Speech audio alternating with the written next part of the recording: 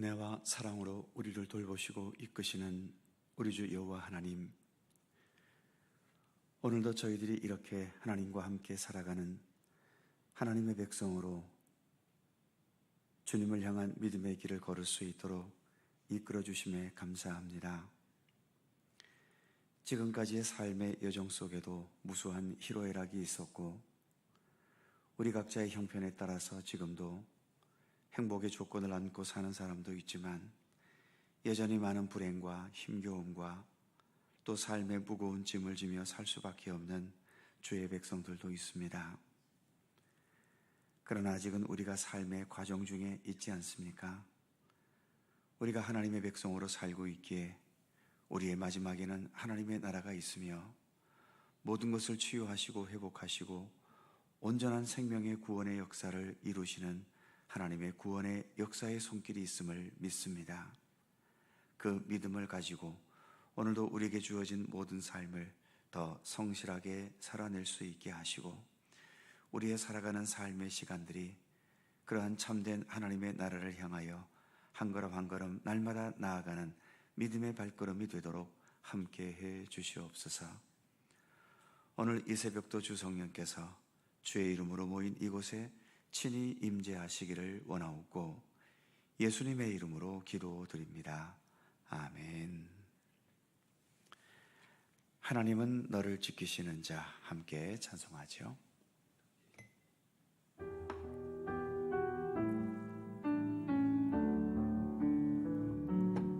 하나님은 너를 지키시는 자, 너의 우편에 그늘 되시니, 낮의 해와 밤의 달도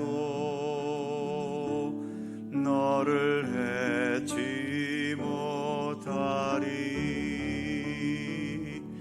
하나님은 너를 지키시는 자, 너의 환난을 면케 하시니, 그가 너를 너의 출입을 지키시리라. 눈을 들어 산을 보아라. 너의 도움 어디서나, 전지 지으신 너를 만드신 여호와께로다. 하나님은 너를 지키시는 자, 너의 우편에 그늘 되시니, 낮의 해와 밤의 달도 너를 해치 못하리. 하나님은 너를 지키시는 너의 환난을 면케 하시니, 그가 너를 지키시리라. 너의 출입을 지키시리라. 눈을 들어 산을 보아라. 너의 도움 어디서나, 전지 지으신 너를 만드신 여호와께로다.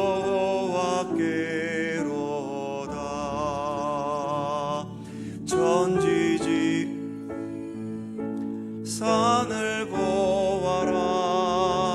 너의 도움 어디서나, 전지 지으신 너를 만드신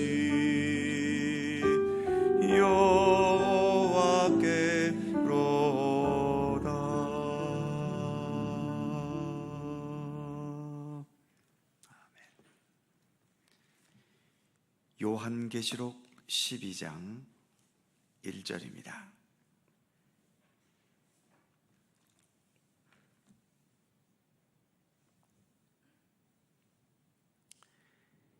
요한계시록 12장 1절에서 6절까지의 말씀, 어제에 이어서 한 번 더 봉독합니다.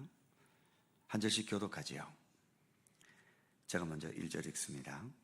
하늘에 큰 이적이 보이니 해를 옷 입은 한 여자가 있는데 그 발 아래에는 달이 있고 그 머리에는 12별의 관을 썼더라.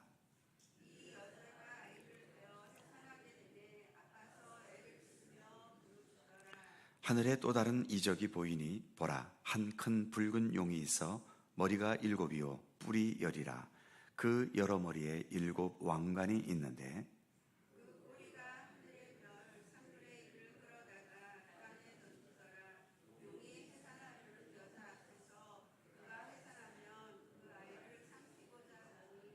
여자가 아들을 낳으니 이는 장차 철장으로 만국을 다스릴 남자라. 그 아이를 하나님 앞과 그 보좌 앞으로 올려가더라.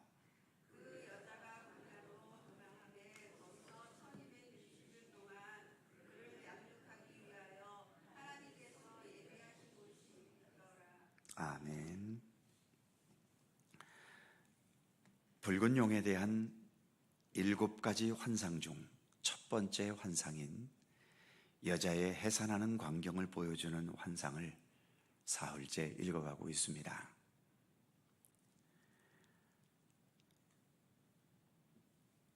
전전날에는 여인이 해산하면서 아파하는 광경, 그리고 어제는 이 붉은 용이 하나님을 대적할 만한 막강한 권세를 가졌음을 살펴보았지요.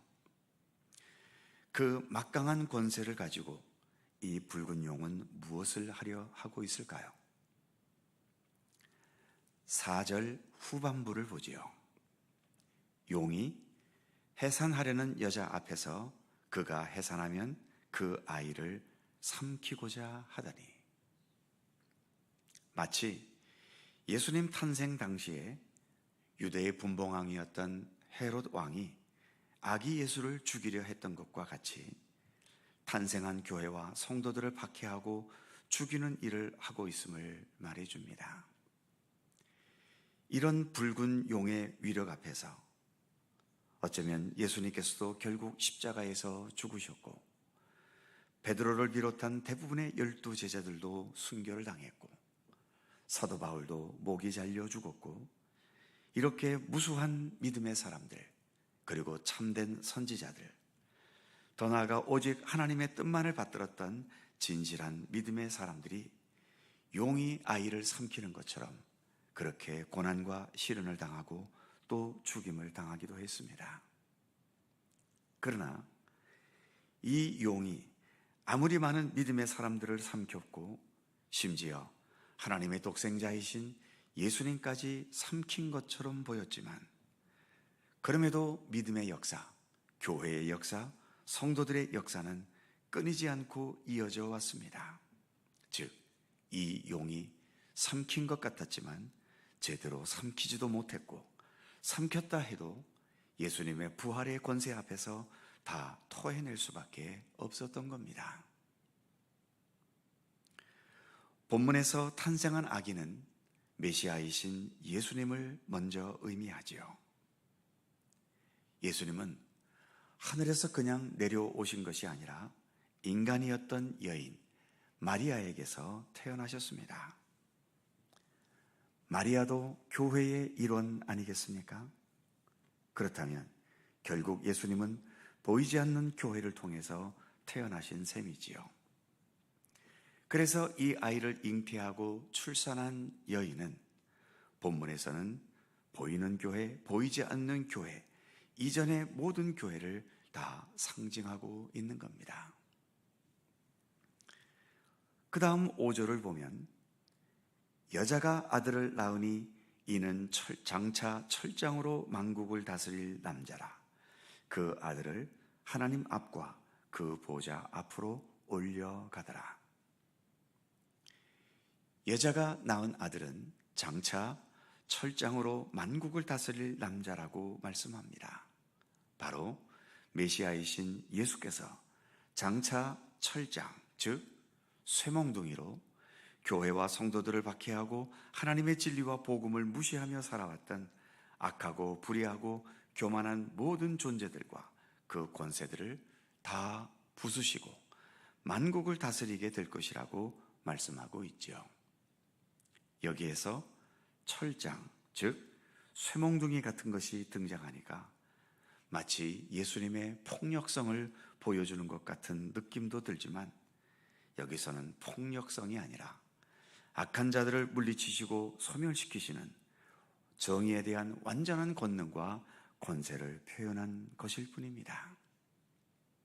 그런데 5절 마지막 부분에서 그 아이를 하나님 앞과 그 보좌 앞으로 올려갔다라고 말씀하지요. 예수님의 모든 생애에 대해서는 다 생략하고 곧바로 하늘로 승천하신 것을 본문은 말합니다. 예수님의 십자가의 죽으심이 마치 본문에서 용이 예수님을 삼켜버린 것 같았지만, 결과적으로 용은 예수님을 완전히 삼킬 수 없었지요. 결국은 이렇게 예수님은 하늘로 올라가셔서 5절 전반부의 말씀처럼 예수님을 삼키려 했던 이 용의 세력들, 사탄 마귀의 세력들을 철장으로 다스리게 될 것임을 본문은 말씀하고 있는 겁니다.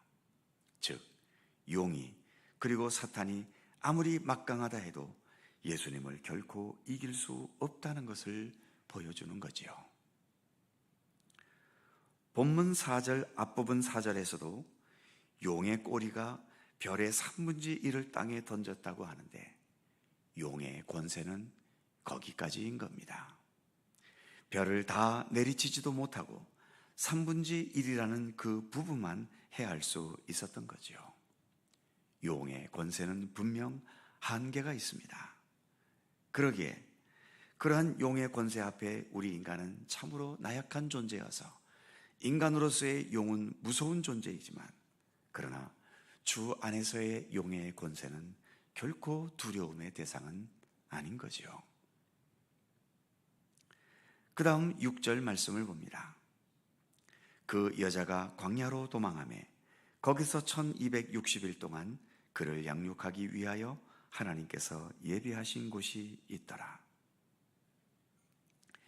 예수님께서 탄생하셨고 또 승천하셨지만 여전히 용의 권세, 사탄의 권세는 그 힘을 발휘하고 있습니다. 아직은 종말의 때가 이르지 않았기 때문이지요. 여자로 비유되고 있는 교회는 이렇게 용의 박해와 위협을 피해서 광야로 도망하는 광경을 본문은 보여줍니다.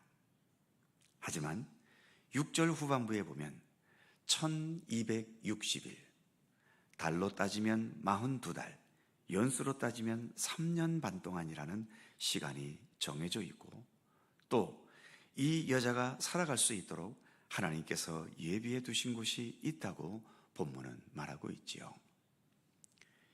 현실 속에서는 약하기 때문에 이렇게 도망다니고 있지만, 그럼에도 하나님의 보호하심과 돌보심은 언제나 함께 하신다는 것입니다. 성경에도 보면 모세가 애굽 왕자로 있다가 애굽 군인을 죽이고 도망간 곳이 광야였었지요. 다윗이 사울 왕의 질투심의 칼날 때문에 오랜 세월 도망을 다녔습니다. 갈멜산에서 바알과 아세라 선지자 850명과 대결해서 이겼던 엘리야 선지자도 당시의 왕비였던 이세벨의 분노의 칼날을 피해 도망 다녀야 했습니다. 예수님도 탄생하시자마자 아기 예수님을 죽이려는 헤롯의 칼날을 피해 애굽으로 도망 다녔지요. 사도 바울도 복음을 전하다가 여러 차례 도망 다녀야 하는 처지에 있기도 했습니다.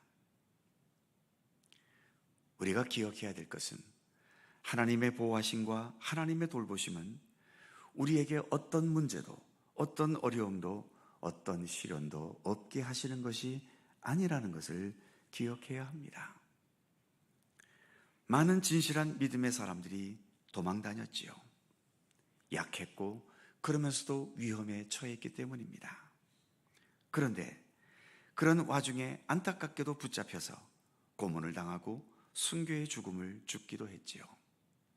그런데 순교자들이 죽을 때 하나님께서 나를 버리셨거나 나를 보호해 주지 않아서 내가 이렇게 죽게 되었다고 원망하거나 슬퍼하면서 죽었을까요? 아닙니다. 오히려 내가 이렇게 끝까지 죽음을 불사하고라도 내 믿음을 변치 않을 수 있었던 것, 그리고 나를 이제 천국으로 인도해 가실 하나님의 손길을 신뢰하면서 오히려 나를 보호해 주신 하나님께 감사하면서 그 죽음을 받아들였던 거지요. 하나님의 보호하심은 내 삶이 편안하고 형통한 것에서 발견할 수 있는 것이기보다도 오히려 어떤 여건과 환경 속에서도 하나님을 향한 믿음을 변치 않는 나의 믿음 속에서, 그리고 천국에 대한 굳건한 신뢰 속에서 하나님의 보호하심의 손길은 분명히 찾을 수 있게 되는 것입니다. 본문의 여인처럼 도망다니는 신세가 되었다 하더라도, 그래서 하나님을 향한, 예수 그리스도를 향한 우리의 믿음을 변치 않게 하셔야 하는 거죠. 어떠한 상황에서도 내 믿음을 변하지 않을 수 있는 것, 바로 그것이 하나님의 보호하심을 인식하고 하나님의 손길을 깨닫는 유일한 통로가 바로 그 믿음이기 때문입니다. 오늘도 그러한 변치 않는 믿음 가운데 살아가는, 그래서 늘 하나님의 보호하심 속에 살아가는 모든 성도들이 되시기를 간절히 소망합니다. 기도하겠습니다. 거룩하신 하나님, 용의 세력, 즉 마귀의 세력들이 활동하고 행동하는 그것에 대한 7가지의 환상 중에 우리가 첫 번째 환상을 오늘까지 읽었습니다.